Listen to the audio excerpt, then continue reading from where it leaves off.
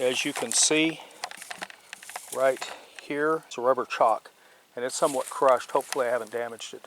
So let's get the Kubota and get this loaded up.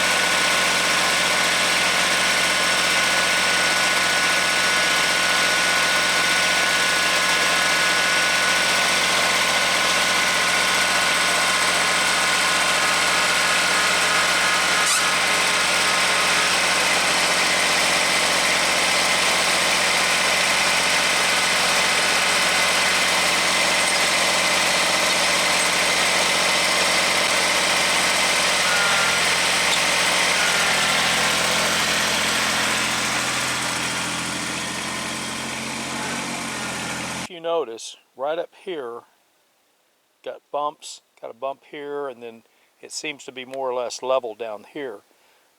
Along the sides and bottom of this thing, it's really kind of messed up, and it's going to require quite a bit of work. Now this is about 10 feet long, and it came down, I believe, in January or February, and I didn't find out about it until March, and I was unable to get to it, and then of course I was sick in April. But I brought this back last night. I went over there to cut it free at 5 o'clock, and I was back at 9:30, having dragged it about a mile. If you watched my video on hand loading the 21-foot log onto the sawmill, it's the same distance, and I have the same damage to this one that I have to the other one, where it abraded the distal end that was being dragged into a very flat surface. Not smooth, but flat. Alright, this is my first pass, and as you can see, I've taken a little bit off here. As you can see, it's somewhat leveled. Now we're going to start taking 1/4 inch. Okay, I have a lot of dogs, and I'm constantly repairing the doghouse because they keep damaging it. And so whatever I can get out of this to have stuff to repair things. Hey, K-Dog. It's Daisy and Shadow, and over there is Sabra. Anyway, so some of the stuff that I salvaged when I cut something a moment ago was this stuff right here. This is 1/2 inch. It's drying in the sun. The important thing is that I have some scrap that I can use as call them side shingles on the doghouse, so that the water is shedded away at the same time the air passes through. And in the winter time, of course, then I'll put something in there to insulate it. But back to this. This is my pass, and this is the stuff that I cut off. And on the far side, as you can see, I had to trim quite a little bit of stuff here in order to get the saw blade to go by. So we'll back it up, we'll drop it 1/2 inch, maybe 3/4, and we'll make a second pass. Alright, this is my third pass. I was taking 3/4 inch at a time. I'm now ready to turn this, and I want to get your attention to these small dogs right here. I have 2 of them. What I'm about to do is I'm about to pull these dogs out, and I'm going to put, I think it's 1 inch, yeah it is, it's 1 inch square tube, 1/8 inch thick. I'm going to put that on there, and I'm going to wrap a chain on the trunk, and I'm going to roll it using the tractor lifting up. And I've done this before, it's always worked well.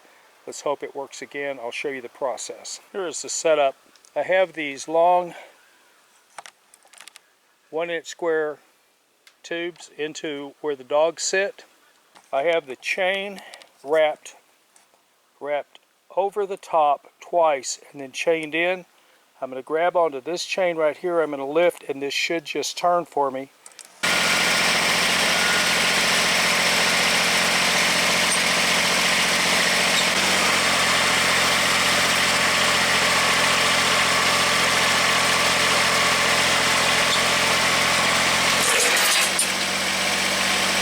All right, we're getting ready to turn this one more time.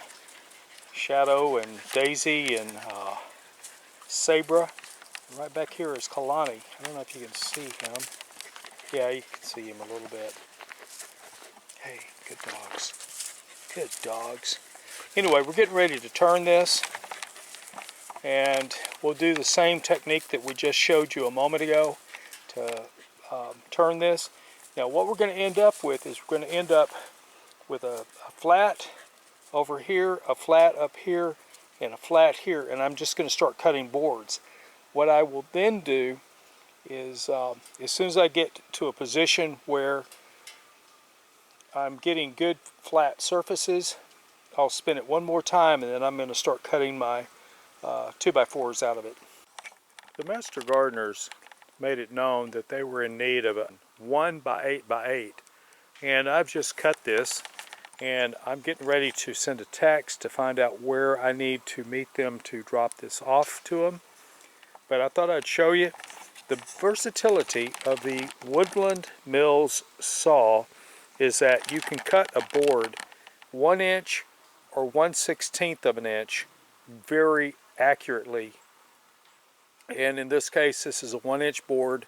Now granted, the board over here is extra because this whole thing is a whole lot wider than 8 inches. And I just cut, let me show you this. I just cut a true 2x4 board out of that. And that little jewel is heavy because this thing is solid. And